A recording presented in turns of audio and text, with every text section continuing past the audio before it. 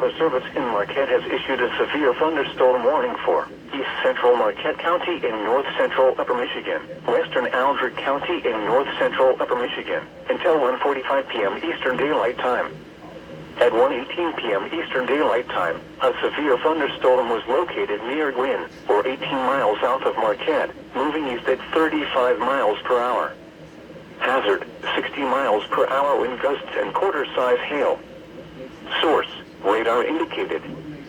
Impact, hail damage to vehicles is expected.